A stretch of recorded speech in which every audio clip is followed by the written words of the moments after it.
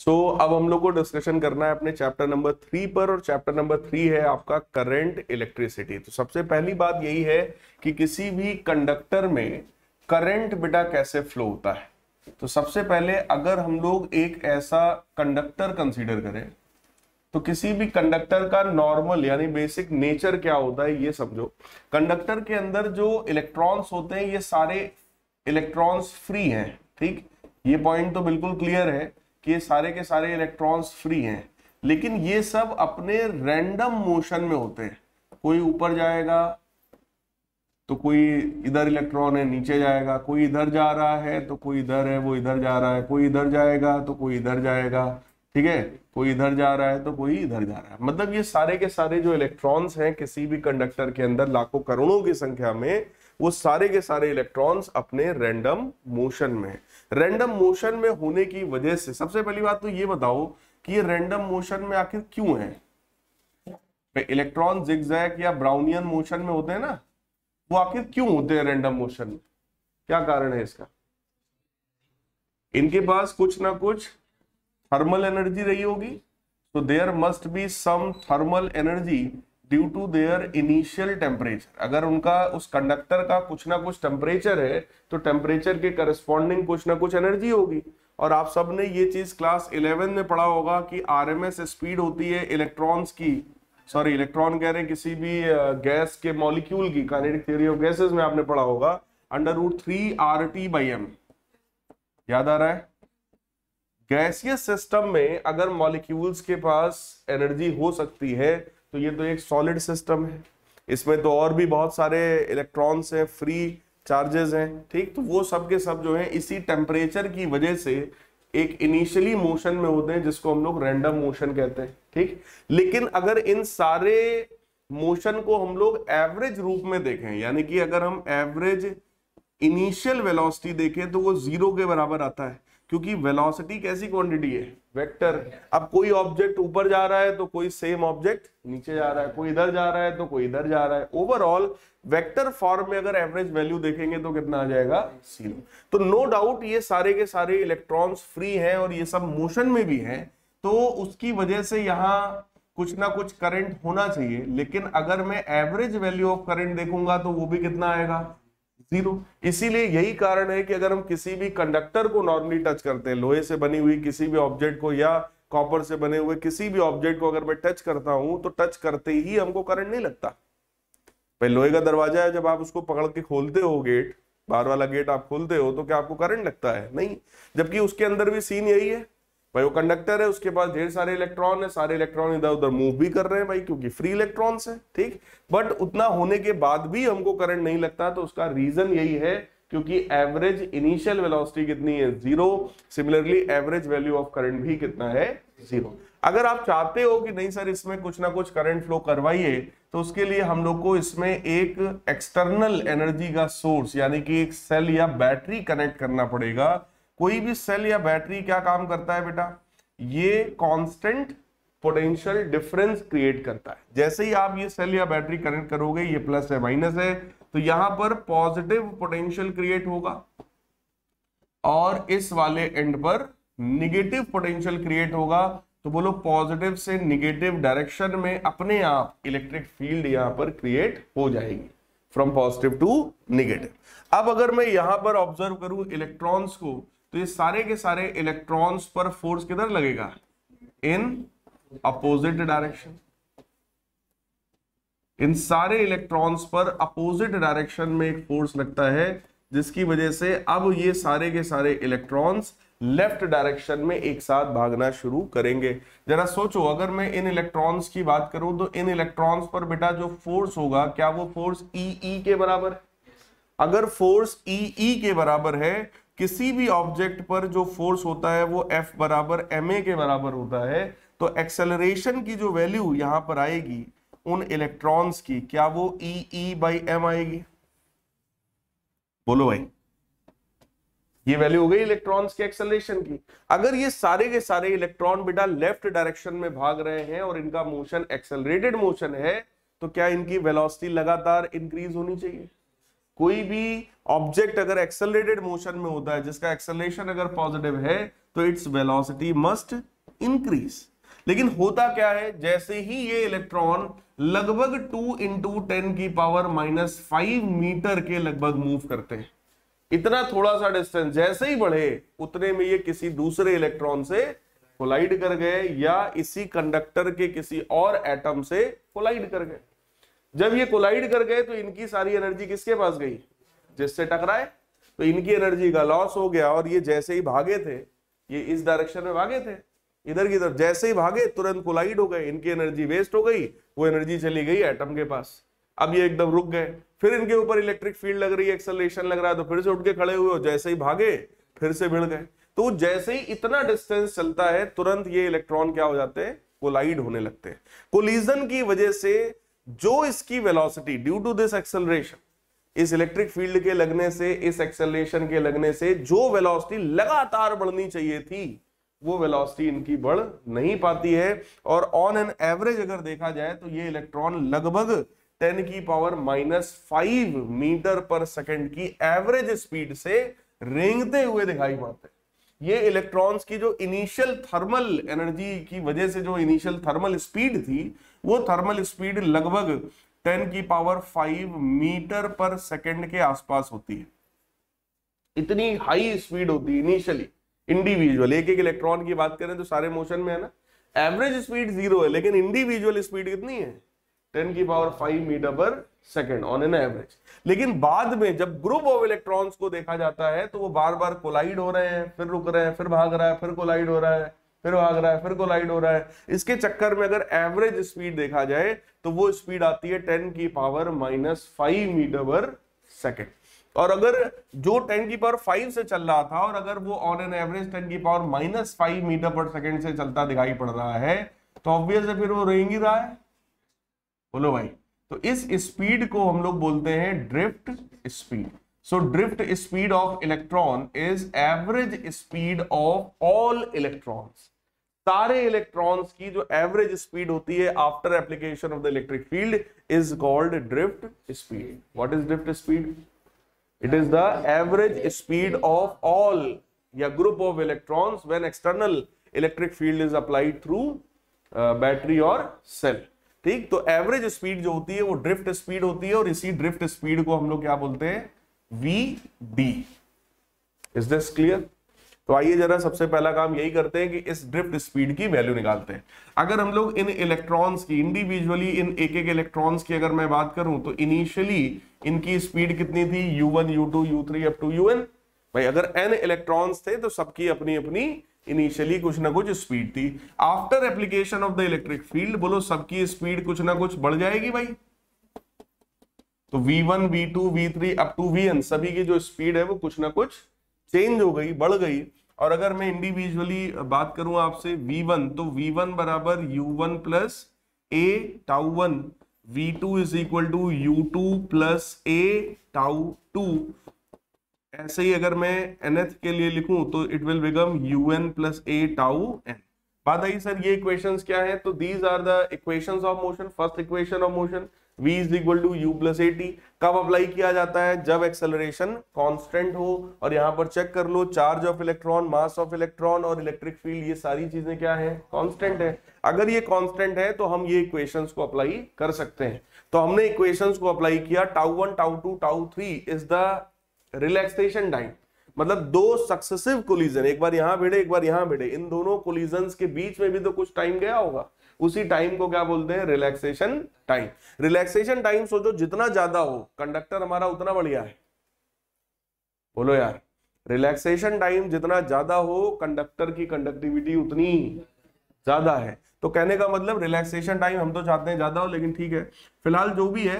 यहां से अगर ड्रिफ्ट स्पीड की बात किया जाए तो ड्रिफ्ट स्पीड कितना होगा बेटा, एवरेज स्पीड, यानी v1 plus v2 up to vn। बोलो एवरेज जब निकालते हो n चीजों को जोड़ेंगे तो n से डिवाइड भी करेंगे।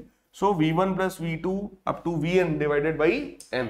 अगर मैं इसको ध्यान से देखूं, ये सारी वैल्यूज को अगर मैं यहां पे रखूं तो जरा चेक करिएगा, क्या ये u1 plus u2 up to un whole divided by n बनेगा, plus a times tau 1 plus tau 2 up to tau N by N बनेगा।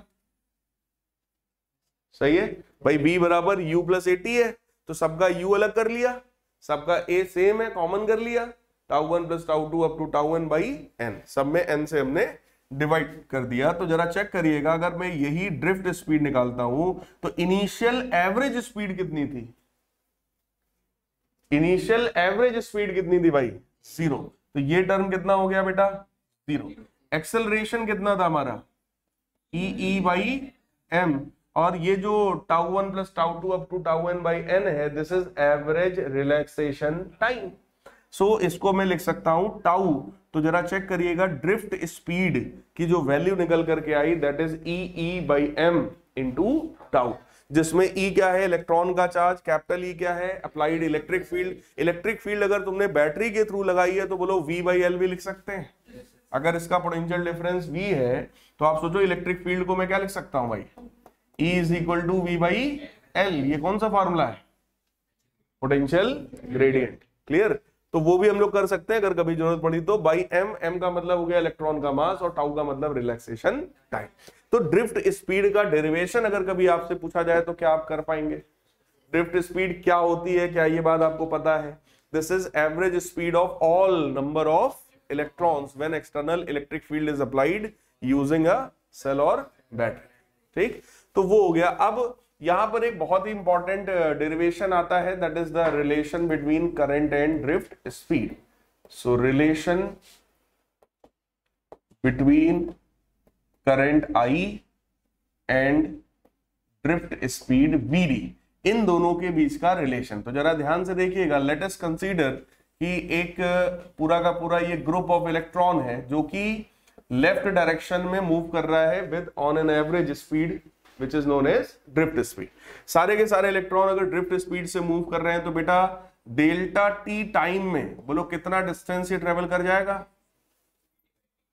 डेल्टा टी टाइम में कितना डिस्टेंस ट्रेवल करेगा भाई? अगर एवरेज स्पीड वीडी के बराबर है, टाइम इंटरवल अपने को पता है, तो डिस्टेंस बराबर स्पीड इंटू टाइम। तो हमने मान लिया कि भाई ये वीडी इंटू डेल्टा टी, इतना डिस्टेंस ये ट्रेवल कर जाएगा कुछ टाइम के बाद। ठीक, फिलहाल अगर मैं इस पूरे कंडक्टर की बात करूं तो लेट अस कंसीडर इस कंडक्टर में small N number of electrons per unit volume है। मतलब इसके यूनिट वॉल्यूम में, इसके इस कंडक्टर के यूनिट वॉल्यूम में कितने इलेक्ट्रॉन्स है? स्मॉल एन के बराबर। सो स्मॉल एन का मतलब हो गया capital N divided by volume of this conductor. ठीक, ये हम लोगों ने अपनी तरफ से अज्यूम कर लिया। और हमको निकालना है करंट और ड्रिफ्ट स्पीड के बीच का रिलेशन। ड्रिफ्ट स्पीड तो अपने को पता है, formula E by M into tau. Required होगा तो आगे देखेंगे। फिलहाल करंट जो होता है वो चार्ज अपॉन टाइम होता है, ये सबको पता है। I is equal to delta Q by delta T, और डेल्टा क्यू यानी total charge on the conductor depends on number of electrons in the conductor. भाई टोटल चार्ज जो होगा q, that is equal to N e. तो अगर हमें total number of electrons पता हो इस कंडक्टर में कि सर टोटल कितने इलेक्ट्रॉन्स हैं, तो बोलो उसमें ई का मल्टीप्लाई कर देंगे तो सारा चार्ज मिल जाएगा, और चार्ज को टाइम से डिवाइड कर देंगे तो करंट मिल जाएगा। क्लियर? तो हम लोग यहां पर कॉन्सेप्ट बस यहीं से शुरू हो गया। We want this n. N क्या है? Total number of electrons. Clear? तो small n multiplied by volume, और वॉल्यूम कितना होगा बेटा? अगर इस क्रॉस सेक्शन का एरिया मैं मान लू ए के बराबर, so that will be area into length, और लेंथ कितना है? V D delta T. तो जरा चेक करिए, it will become A into V D delta T. तो ये आ गया नंबर ऑफ इलेक्ट्रॉन्स, और नंबर ऑफ इलेक्ट्रॉन्स अगर पता है तो हमको समझ लो टोटल चार्ज पता है using quantization condition. So that is Q is equal to N e. So delta Q यानी total charge is equal to n, हमको पता है n A we D delta t whole multiplied by e. तो जरा check करिएगा, delta Q की जो value निकल करके आई that is n E A we D delta T, और उस डेल्टा टी को सिंपल नीचे भेज दो, बस यही क्या बन गया? Current. Delta Q by delta T क्या होता है भाई? Current. So we can write here current I is equal to N E A we D. क्या ये बात समझ में आई? करंट और ड्रिफ्ट स्पीड के बीच का ये रिलेशन काफी सिंपल सा रिलेशन है, I is equal to N E A we D. और ये डेरिवेशन एक इंपॉर्टेंट डेरिवेशन है बोर्ड के पॉइंट ऑफ व्यू से। ठीक, सिर्फ लैंग्वेज सही से लिखिएगा, पूरे पूरे मार्क्स आपको मिलेंगे, बाकी है तो 2 ही 3 लाइन का आपके सामने। ठीक, सिर्फ लैंग्वेज का खेल है इस डेरिवेशन में और कुछ नहीं। ठीक, अब इसके आगे की बात करते हैं। यही देखो, करंट जो होता है ना, करंट का अगर मैं कन्वेंशनल डायरेक्शन मानूं तो अगर पॉजिटिव चार्ज जा रहा है राइट में तो करंट भी किधर मानेंगे, राइट में, पॉजिटिव चार्ज के रेफरेंस में। ठीक, मॉडर्न थ्योरी कहती है कि भाई साहब पॉजिटिव चार्ज तो मूव करेगा ही नहीं। ठीक, तो मूव कौन करेगा, सिर्फ और सिर्फ इलेक्ट्रॉन। तो मान लो इलेक्ट्रॉन जा रहा है लेफ्ट में तो हम करंट किधर मानेंगे, राइट में। तो यानी कि करंट के पास डायरेक्शन भी है कहीं ना कहीं कि it travels in opposite direction of electron, लेकिन वो डायरेक्शन को कभी यूज नहीं करते हम लोग डायरेक्टली, क्योंकि करंट वेक्टर क्वांटिटी नहीं होती है। करंट कैसी क्वांटिटी है, टेंसर क्वांटिटी। ठीक, और वो भी सिलेबस में हमारे नहीं है तो हम बोल देते हैं स्केलर क्वांटिटी है करंट। क्लियर, तो कहने का मतलब करंट बीइंग स्केलर, तो इसकी डायरेक्शन का यूज कुछ ना कुछ हम लोग को करना है कहीं ना कहीं, तो इसलिए एक नई क्वांटिटी बना लिया जाता है and that quantity is current density. Current density का मतलब ये हो गया कि अगर मान लो कोई कंडक्टर है, ये इस कंडक्टर का cross sectional area late us consider a के बराबर है और इसमें आई करंट हम लोग फ्लो करा रहे हैं। ठीक, सो करंट डेंसिटी हम लोग डिफाइन करते हैं, J vector is equal to current flowing per unit cross sectional area. So current flowing upon area, ठीक, area of cross section, that is known as current density. तो यहां से जरा आप ध्यान से देखिएगा कि जो करंट होगा that will be equal to J vector dot A vector. क्या ये बात समझ में आ रही है? ठीक, करंट डेंसिटी जो होता है ये एक वेक्टर क्वांटिटी है और इसका डायरेक्शन वही होता है जो करंट का है। इसका मतलब समझ लो करंट की डायरेक्शन का हम कुछ यूज कर पाए, इसीलिए हम लोगों ने ये क्वांटिटी डिजाइन किया। और ये क्वांटिटी का सीधे सीधे डायरेक्शन हम क्या लिखेंगे, it has the direction of current. तो अगर आपसे कभी भी आपसे कहा जाए कि भाई करंट डेंसिटी और ड्रिफ्ट स्पीड में रिलेशन बताओ, तो I बराबर N E A we D तो हम पढ़ ही चुके हैं, I बाई ए जे होता है जिसको करंट डेंसिटी बोल रहे हैं। तो जरा चेक करिए यहां से, अगर मैं लिखूं I by A is equal to N E V D, तो जरा चेक करिए जे की वैल्यू कितनी आ गई भाई, N E V D. Is this clear? कोई डाउट हो तो बताइए। ठीक, तो हम लोगों ने ओवरऑल देखो 2 फॉर्मूला पढ़ लिया। सबसे पहला फॉर्मूला था ड्रिफ्ट स्पीड का, यानी कि V D is equal to E by M into tau. दूसरा फॉर्मूला हम लोगों ने पढ़ा करंट और ड्रिफ्ट स्पीड का relation, that is I is equal to N E A we D. Clear है? इस वाले रिलेशन में एक चीज और देखिए, अगर मैं आपसे कहूं कि drift speed per unit electric field निकालिए, तो ये भी एक कांस्टेंट बन जाता है जिसको हम लोग क्या बोलते हैं, mobility. It is represented by mu, और म्यू का मतलब क्या होता है, मोबिलिटी। तो मोबिलिटी किसी भी चार्ज कैरियर की होती है, यानी कि पॉजिटिव चार्ज की मोबिलिटी या निगेटिव चार्ज की मोबिलिटी, ये रिप्रेजेंट करता है कि वो चार्ज उस कंडक्टर में कितना इजीली फ्लो करता है, कितना स्मूथनेस के साथ वो फ्लो करता है, उसके लिए ऑब्स्टेकल रेजिस्टेंस कितना कम है। क्लियर है? तो आप ऑल्टो से चल रहे हो या आप किसी मर्सिडीज से चल रहे हो, तो दोनों में कुछ ना कुछ फील का डिफरेंस होता होगा। बोलो भाई, कि जो जितना स्मूथ गाड़ी चल रही है, तो उसी चीज को रिप्रेजेंट यहां पर कौन करता है, मोबिलिटी। तो किसी भी कंडक्टर के अंदर चार्ज कितना स्मूथली मूव कर पा रहा है, that is represented by mobility. And mathematically it is equal to the ratio of drift speed to the applied electric field. Clear है? ड्रिफ्ट स्पीड और इलेक्ट्रिक फील्ड का रेशियो क्या कहलाता है, मोबिलिटी। और मोबिलिटी जो है बेटा, it is always positive. Mobility कभी भी निगेटिव नहीं होती है, चाहे पॉजिटिव चार्ज की आप मोबिलिटी देख रहे हैं या निगेटिव की देख रहे हैं। भाई मोबिलिटी स्मूथनेस को रिप्रेजेंट कर रहा है। किसी के लिए स्मूथनेस कम हो सकती है, किसी के लिए ज्यादा हो सकती है, लेकिन निगेटिव में स्मूथनेस नहीं हो सकती। बात समझ में आ रही ना? स्मूथनेस वर्ड जो मैं बार बार बोल रहा हूं, वो चीज समझ में आ रही ना, स्मूथनेस का क्या सेंस है।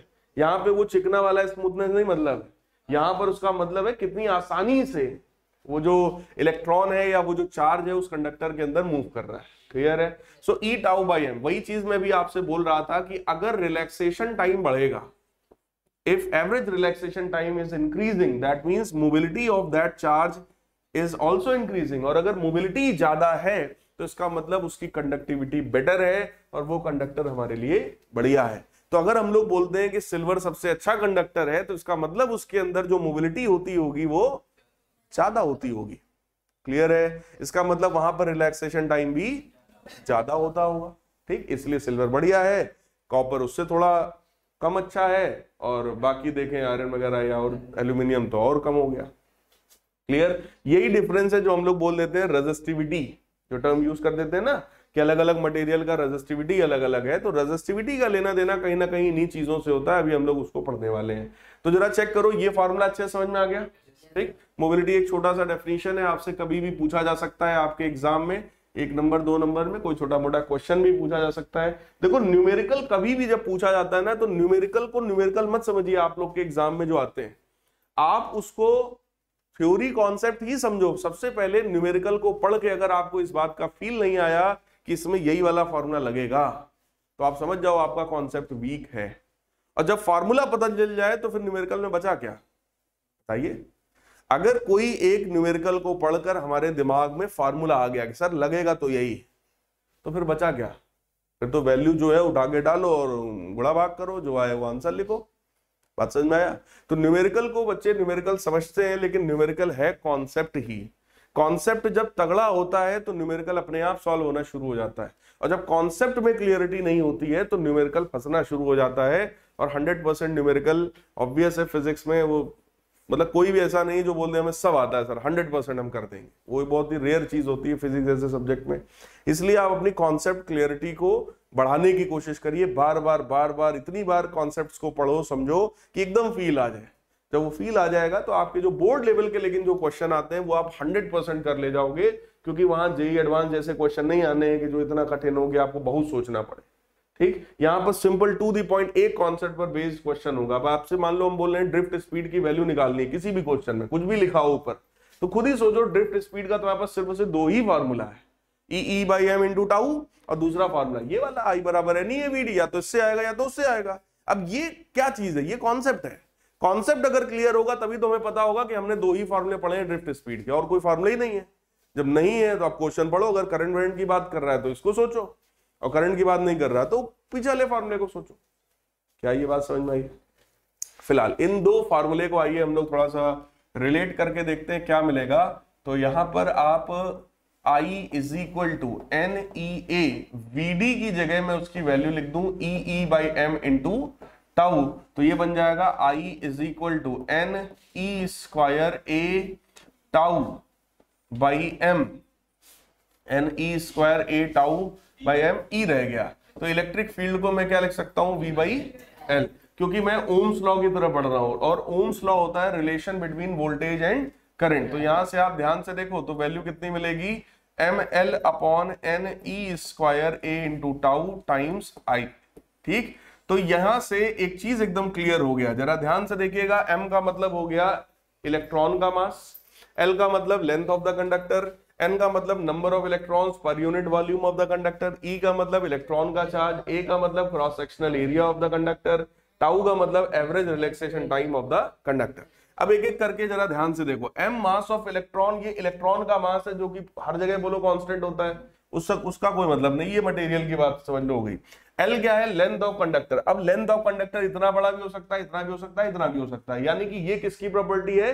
कंडक्टर की।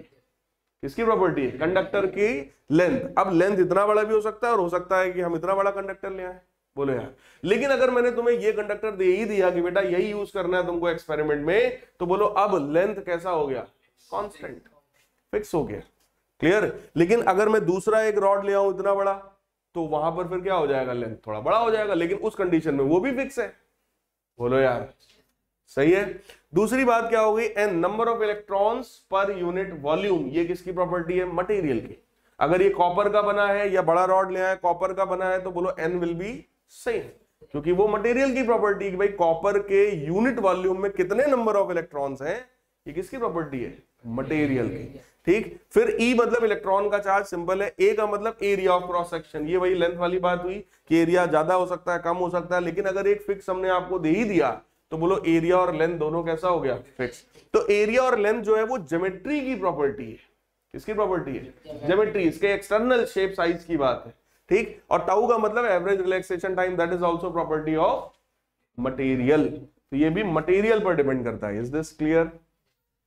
तो यहां पर जरा ध्यान से देखिए, ये जो सारी की सारी चीजें हमको मिली, this is constant for particular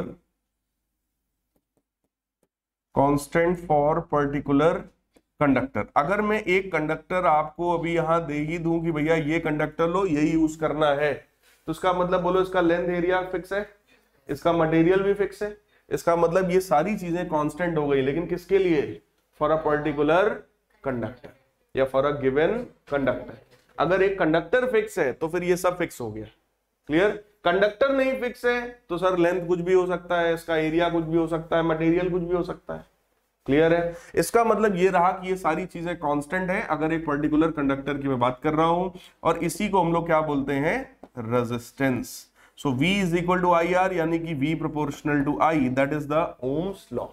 यही आपका ओम्स लॉ का फॉर्मूला है जो कि आप लोग क्लास 10th से खूब पढ़ते हो, बस वहां पर डायरेक्ट याद कराया जाता है, यहां पर आपको उसका डेरिवेशन बताया जाता है। ओम्स लॉ का अगर मैं आपको ग्राफ याद दिलाऊं तो V और I के बीच का ग्राफ होता है, वो भी कुछ इस तरीके का, क्योंकि दैट इज V बराबर I R।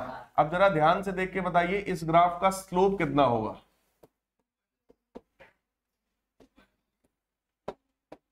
इस बार देखिए दो ग्राफ आपके सामने है, ठीक है, यहां भी V बराबर आई आर है, तो I is equal to V by are.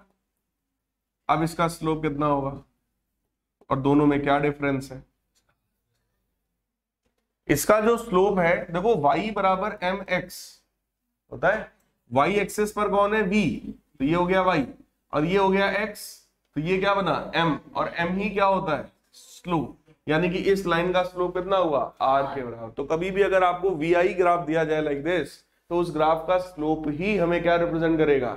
Resistance. हो सकता है आपको वो सब कुछ ना दें, सीधे ऐसे दिखा दें कि भैया एंगल कितना है? 30 डिग्री, या एंगल दे दें 45 डिग्री। अगर एंगल 45 है तो बोलो स्लोप कितना होगा? 1 tan 45। अगर एंगल 30 है तो स्लोप कितना होगा? 1/√3। तो इसका मतलब रेजिस्टेंस हमको गिवन है इनडायरेक्टली 1/√3, वही लेके हमें यूज करना है। फिलहाल यहां पर अगर आप ध्यान से समझ रहे हो तो स्लोप कितना हुआ भाई? 1/r। तो ऐसे सर्किट्स जो कि ओम्स लॉ को फॉलो करते हैं, जिनके लिए ये दोनों ग्राफ्स वैलिड हैं, उनको क्या बोलते हैं? ओमिक रेजिस्टेंस या ओमिक सर्किट। क्लियर है? ऐसे सर्किट्स जो ओम्स लॉ को फॉलो नहीं करते हैं, they are called non ohmic circuits. और नॉन ओमिक सर्किट जैसे कोई भी पीएन जंक्शन डायोड, अभी आगे आप पढ़ोगे, आपके सिलेबस का आखिरी चैप्टर है सेमीकंडक्टर, ठीक, वहां पर आपको पढ़ाएंगे कोई भी पीएन जंक्शन। तो एग्जांपल मैं लिख रहा हूं, कोई भी पीएन जंक्शन डायोड या कोई भी ट्रांजिस्टर, ठीक, पीएन जंक्शन डायोड या कोई भी ट्रांजिस्टर या एलईडी जो बल्ब्स आते हैं, ठीक, they are example of non ohmic circuits. इसकी बात करेंगे जब पढ़ाएंगे, तो आपको बताएंगे ये ओम्स लॉ को फॉलो नहीं करता, और अगर ये ओम्स लॉ को फॉलो नहीं करता तो बोलो उसके लिए ये ग्राफ भी हमारा स्ट्रेट लाइन नहीं होगा। तो हो सकता है यहां पर I हो, यहां पर V हो, और उस कंडीशन में ये ग्राफ आपका कुछ ऐसा हो, कुछ भी हो सकता है। वो जब आएगा तब मैं उसकी बात करूंगा कि वो क्या है, क्यों है, ठीक। ये भी हो सकता है कि यहां पर I ना हो और यहां पर मतलब इंटरचेंज हो, यहां पर I हो, यहां पर V हो, ठीक है। तो कैसा भी ग्राफ हो सकता है, बस स्ट्रेट लाइन नहीं होगा। क्लियर है? ठीक, उसकी बात करेंगे जब आएगा। तो ओमिक नॉन ओमिक सर्किट्स क्या होते हैं, क्या ये बात क्लियर है? ओमिक का एग्जांपल अगर दें तो कोई भी जो आप सोल्यूशन तैयार करते हो ना, इलेक्ट्रोलाइटिक सोल्यूशन, कॉपर सल्फेट का, जैसे इलेक्ट्रोकेमिस्ट्री शायद पढ़ा हो आप लोगों ने, कॉपर सल्फेट का सोल्यूशन अगर आपने तैयार किया तो उसमें कॉपर का आयन है और सल्फेट का आयन है, ठीक, तो वो कैसा सोल्यूशन हुआ? That is ohmic, that will follow Ohm's law. फिलहाल V बराबर आई आर की हम लोग ने बात किया था, जिसमें रेजिस्टेंस R को अगर हम लोग देखें तो resistance is equal to ML upon NE square tau A।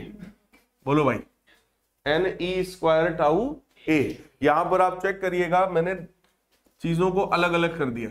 देखो, मैंने इसको इतनी चीजों को अलग कर दिया और L/A को अलग कर दिया। L/A जो है वो उसकी ज्योमेट्री की प्रॉपर्टी है। लेकिन ये जो ब्रैकेट में ये सारी चीजें लिखी हैं, this is property of material. तो इसको हम लोग लिख सकते हैं, it is dependent on material, it is dependent on material. तो इसका मतलब R is proportional to L by A. Proportionality हटता है तो कांस्टेंट आता है, बोलो रो। इस रो को क्या बोलते हैं? स्पेसिफिक रेजिस्टेंस या रेजिस्टिविटी। और अगर मैं इस फार्मूला से कंपेयर करके आपको दिखाऊं तो ये जो रो है जिसको आप स्पेसिफिक रेजिस्टेंस या रेजिस्टिविटी कहते हो, उसका फार्मूला कितना हुआ? m upon n e square tau. Is this clear? सही है। तो रेजिस्टिविटी जो है वो चेक करो, मास ऑफ इलेक्ट्रॉन पर डिपेंडेंट है, कांस्टेंट है।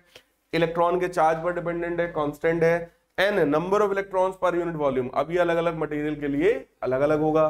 टाउ एवरेज रिलैक्सेशन टाइम है, अलग अलग मटेरियल के लिए अलग अलग होगा। इसका मतलब क्या हुआ कि जो रेजिस्टिविटी है that is dependent only on the material. Clear? Material पर डिपेंडेंट है, लेकिन मटेरियल खुद किस पर डिपेंडेंट है? टेम्परेचर पर। क्योंकि अगर मैं टेम्परेचर बढ़ा दूं किसी भी कंडक्टर का तो बोलो अब वो इलेक्ट्रॉन जल्दी जल्दी कोलाइड करेंगे, और अगर वो जल्दी जल्दी कोलाइड करेंगे तो एवरेज रिलैक्सेशन टाइम घट जाएगा, और अगर एवरेज रिलैक्सेशन टाइम घट जाएगा तो फिर रेजिस्टिविटी बढ़ जाएगी। यानी रेजिस्टिविटी दो चीजों पर डिपेंड करती है। किस पर? किस पर? मटेरियल एंड टेम्परेचर, दो चीजों पर ये डिपेंडेंट है। Is this clear? लेकिन रेजिस्टेंस जो होता है ये चार चीजों पर डिपेंड करता है। सबसे पहला लेंथ पर, फिर एरिया पर, फिर मटेरियल पर, और फिर टेम्परेचर पर। तो ये चार चीजों पर डिपेंडेंट है। लेंथ पर, उसके क्रॉस सेक्शनल एरिया पर, उसके टेम्परेचर पर, और मटेरियल पर। क्या ये बात समझ में आई? रेजिस्टेंस चार चीजों पर डिपेंडेंट है और रेजिस्टिविटी केवल और केवल दो चीजों पर डिपेंडेंट है। अगर मैं टेम्परेचर डिपेंडेंस की बात करूं,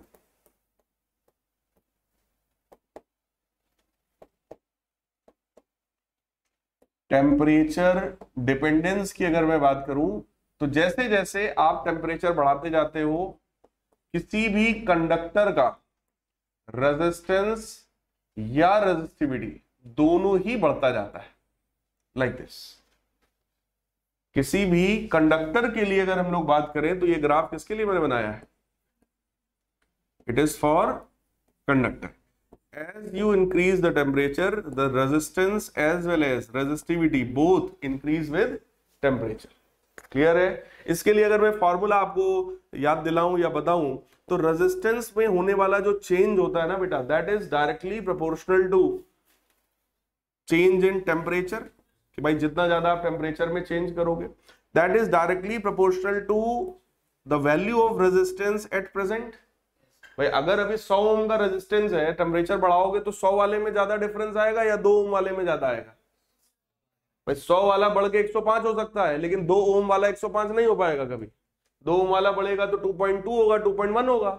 इसका मतलब जो चेंज इन रेजिस्टेंस आता है वो रेजिस्टेंस पर भी डिपेंड करता है। ये दोनों चीजों को अगर मैं कंबाइन करूंगा तो this delta R is proportional to R delta T, और डेल्टा आर की वैल्यू बनेगी that will be R alpha delta T. जरा ध्यान से देखिएगा, ये प्रोपोर्शनल का साइन था और ये क्या है? अल्फा है। अल्फा का मतलब क्या होता है? टेम्परेचर कोफिशिएंट ऑफ रेजिस्टेंस या रेजिस्टिविटी। सही है? और मैंने उस समय जो आप लोगों को डायरेक्ट फार्मूला लिखवाया होगा वो फार्मूला ऐसा रहा होगा, R T is equal to, अब आप ही लोग बताओ, अगर ओरिजिनल रेजिस्टेंस था आर और उसमें चेंज हुआ डेल्टा आर का, तो क्या ये आर प्लस डेल्टा आर या आर माइनस डेल्टा आर हो जाएगा? भाई अगर बढ़ गया तो प्लस और घट गया तो माइनस, तो कंडक्टर के लिए तो बढ़ता ही है, इसका मतलब that will be plus. So that will become R plus R alpha delta T. तो आप लोग चेक कर लीजिए, आपकी कॉपी पर यही फॉर्मूला लिखा होगा, R T is equal to R naught 1 plus alpha delta T. बोलो, वहां पर आर नॉट लिखाया था, यहाँ पे क्योंकि शुरू से आर दिख दिया है तो आर ही लिख देते हैं। क्लियर? ये आर का मतलब क्या हुआ? It is resistance at reference temperature. Alpha is temperature coefficient of resistivity और resistance, and delta T is change in temperature. किसी भी कंडक्टर के लिए, for particular conductor this alpha is always positive. किसी भी कंडक्टर के लिए अल्फा कैसा होता है? पॉजिटिव। यही कारण है कि अगर मैं टेम्परेचर बढ़ाता हूं तो उसका रेजिस्टेंस भी बढ़ता है। भाई ये पॉजिटिव है, यहां प्लस लगा हुआ है, तो ये बढ़ेगा, टेम्परेचर बढ़ेगा तो फिर रेजिस्टेंस और रेजिस्टिविटी भी बढ़ेगा। अगर रेजिस्टेंस के लिए फॉर्मूला ये है तो भाई साहब रेजिस्टिविटी का भी फॉर्मूला यही है, rho T is equal to rho 1 plus alpha delta T. क्या ये बात क्लियर है? पक्की बात है। फिर अगला जो टाइप है यहां पर वो है that is for semi conductor. Next one is for semi conductor. ये समझ में आया कि नहीं आया? ना आया हो तो पूछ लेना भाई। ये टेम्परेचर है, ये रेजिस्टेंस है, या यहां पर रेजिस्टिविटी है, and in that situation the graph is like this. That means on increasing the temperature resistance decreases as well as resistivity of the conductor, sorry, semiconductor also decreases। कारण क्या है? इसका जो अल्फा होता है वो निगेटिव होता है। सेमीकंडक्टर को ही थर्मिस्टर भी कहा जाता है। Semiconductor is also known as thermistor. लिख लीजिएगा, ना लिखा हो तो थर्मिस्टर। ये भी हो सकता है कि आपसे बोले what is temperature dependence for thermistor, और आपको समझ में नहीं आ रहा है ये क्या होता है। थर्मिस्टर का मतलब सेमीकंडक्टर। तो अगर आप टेम्परेचर बढ़ाओगे तो उसका जो रेजिस्टेंस या रेजिस्टिविटी है वो घटेगा। देखो यहां पर मैटर ये होता है, अगर कोई भी सब्सटेंस है, अगर मैं उसका टेम्परेचर बढ़ा रहा हूं तो दो ही चीज हो सकती है, या तो बॉन्ड टूटेगा। भाई सब केमिकल बॉन्ड्स, कोवेलेंट बॉन्ड पढ़ा है ना आप लोगों ने केमिस्ट्री में। बॉन्ड से सारे इलेक्ट्रॉन जुड़े हुए हैं, हीट करने पर या तो वो बॉन्ड टूटेंगे, बॉन्ड टूटेंगे तो इलेक्ट्रॉन्स फ्री होंगे, पहला काम। दूसरा काम ये हो सकता है कि इलेक्ट्रॉन्स वहां पर थे और जैसे हमने हीट किया उनकी काइनेटिक एनर्जी बढ़ी और वो भड़बड़ा के सब इधर उधर भागे, और जब वो सब भड़बड़ा के भागेंगे इधर उधर तो उनका कोलिजन बढ़ जाएगा। तो there is only two possibilities, या तो बॉन्ड टूटेगा, नंबर ऑफ इलेक्ट्रॉन्स बढ़ेगा, या तो उनका कोलिजन बढ़ जाएगा। क्लियर है? और सोचो जरा एक एक करके, अगर मैं कंडक्टर की बात करूं तो कंडक्टर के पास बोलो ऑलरेडी बहुत सारे इलेक्ट्रॉन्स हैं, उस पर ऑलरेडी बहुत सारे इलेक्ट्रॉन्स हैं, तो बॉन्ड बॉन्ड टूटने वाला वहां कोई खेल नहीं होगा, क्योंकि ऑलरेडी बहुत इलेक्ट्रॉन्स हैं। जैसे ही आप हीट करना शुरू करोगे तुरंत इलेक्ट्रॉन भड़बड़ा के भागेगा, और जब इधर उधर भागेगा कोलिजन बढ़ेगा, और अगर कोलिजन बढ़ेगा तो रेजिस्टेंस भी बढ़ेगा। लेकिन अगर मैं बात करूं सेमीकंडक्टर का, तो मैंने स्टार्टिंग में ही आप लोग को पढ़ाया था, सेमीकंडक्टर वो सब्सटेंस होता है जिसके पास इलेक्ट्रॉन तो है लेकिन वो अभी फ्री नहीं है। इलेक्ट्रॉन है, वो आपस में बॉन्ड बॉन्ड में फंसा हुआ है, वो अभी फ्री नहीं है। ठीक, तो उसको फ्री करवाओगे। अब अगर तुमने हीट करना शुरू किया तो वो सबसे पहले क्या करेगा? बॉन्ड तोड़ेगा। भाई जब इलेक्ट्रॉन होएगा तब तो कोलिजन बढ़ेगा, तो यहां तो फ्री इलेक्ट्रॉन ही नहीं है, तो ये सबसे पहले हीट किसमें यूटिलाइज होगी? बॉन्ड को तोड़ने में। जब बॉन्ड टूटेगा तो इलेक्ट्रॉन फ्री होंगे, और जब इलेक्ट्रॉन फ्री होंगे तो वो कंडक्टर की तरफ बढ़ रहा है ना, कंडक्टिविटी बढ़ रही है। कंडक्टिविटी बढ़ेगी तो उसका रेजिस्टेंस या रेजिस्टिविटी घटेगा। क्या ये बात समझ में आई? ठीक, तो इसके लिए अगर मैं यही चीज लिखूंगा तो यहां पे दोनों में क्या हो जाएगा? माइनस। Is this clear? फिर अगला आपका कैटेगरी आता है तीसरा, that is super conductor.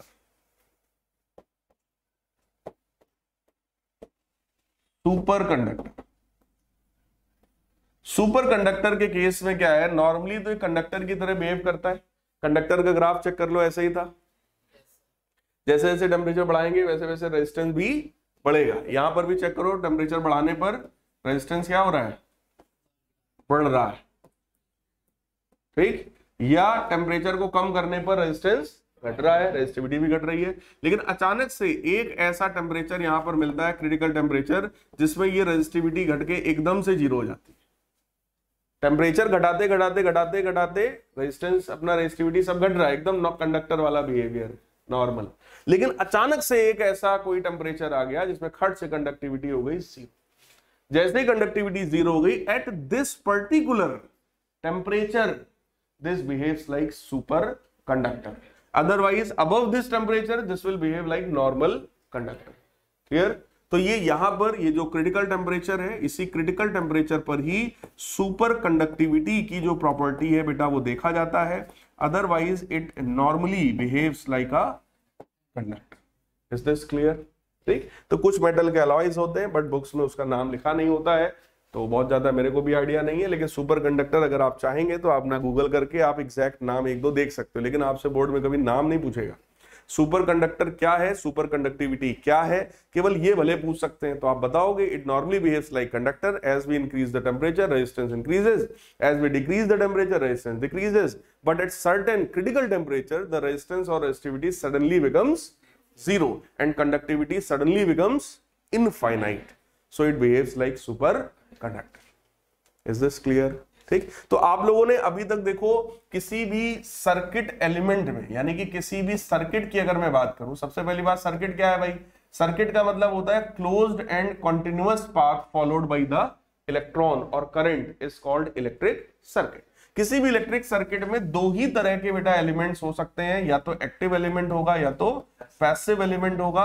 Active elements वो होते हैं जो एनर्जी के सोर्स होते हैं, और पैसिव एलिमेंट्स वो होते हैं जो एनर्जी के कंज्यूमर्स होते हैं। तो एक्टिव एलिमेंट में आपके पास एग्जांपल के तौर पर सेल है, बैटरी है, कोई भी एसी या डीसी जनरेटर है, एसी या डीसी जनरेटर है। लेकिन अगर मैं कंज्यूमर्स की बात करूं, कंज्यूमर की बात करें यानी पैसिव की बात करें, तो रजिस्टर हो गया, कैपेसिटर हो गया, या फिर इंडक्टर हो गया। Register, capacitor, inductor.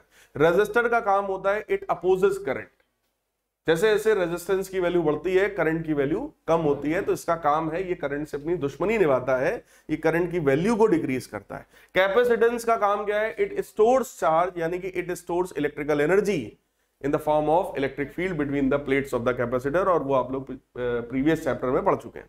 नेक्स्ट है इंडक्टर, जो कि आप नेक्स्ट चैप्टर में पढ़ेंगे। और इंडक्टर एक कॉइल होती है, आप सबको वैसे पता है, आप लोग रिवीजन कर रहे हैं। ये रेजिस्टेंस है, ये कैपेसिटर का सिंबल है, और ये किसी कॉइल का सिंबल है। और किसी भी इंडक्टर के केस में क्या होता है?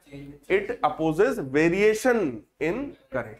करंट कांस्टेंट जाएगा, इसको कोई दिक्कत नहीं, लेकिन अगर वेरिएबल करंट जाएगा तो इसको दिक्कत है। यानी कि ये एक्टिवेट किसमें होगा? ऑल्टरनेटिंग करंट में। तो करंट के कितने टाइप हो गए भाई साहब? दो, डीसी और एसी। तो डीसी करंट वो होता है जो कांस्टेंट करंट होता है और यूनिडायरेक्शनल होता है। Constant unidirectional current is known as DC current. Uni मतलब सिंगल डायरेक्शन, वन डायरेक्शन, एक ही डायरेक्शन इसका होता है। लेकिन अगर मैं एसी की बात करूं, ऑल्टरनेटिंग करंट की बात करूं, सबसे पहली बात इसके दो डायरेक्शंस होते हैं। It is by directional and fluctuating also.